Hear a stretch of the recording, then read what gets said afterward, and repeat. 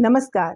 आज मैं होली गीत सुना रही हूँ। देखिए किस प्रकार से कन्हैया जी राधा जी के साथ होली खेलते हैं।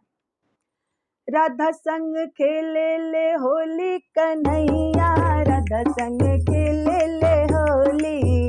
अरे राधा संग खेले ले होली कन्हैया, राधा संग खेले ले होली। एक हाथ रंग दूसर पिचकारी, एक हाथ रंग दूसर पिचकारी।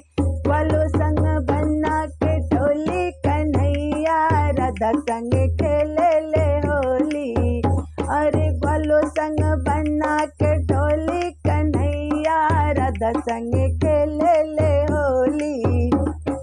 गोरे गोरे गाल पे गुलाल लगावे, गोरे गोरे गाल गुलाल लगावे। राधा संग करे ठिठोली कन्हैया, राधा संग खेले ले होली।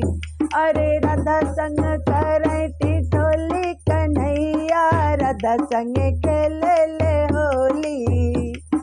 कान्हा कभी जेला पीला पीतांबर, कान्हा कभी जे पीला पीतांबर। राधा कभी जेला चोली कन्हैया, राधा संग ले ले होली। अरे राधा कभी जेला चोली कन्हैया, राधा संग खेले ले होली। कान्हा की टोली करे होशियारी, कान्हा की टोली करे होशियारी। राधा की सखियां है भोली कन्हैया, राधा संग खेले ले होली।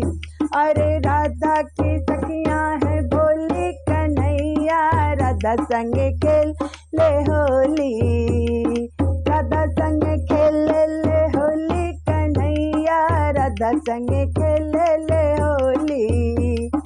राधा संग खेले ले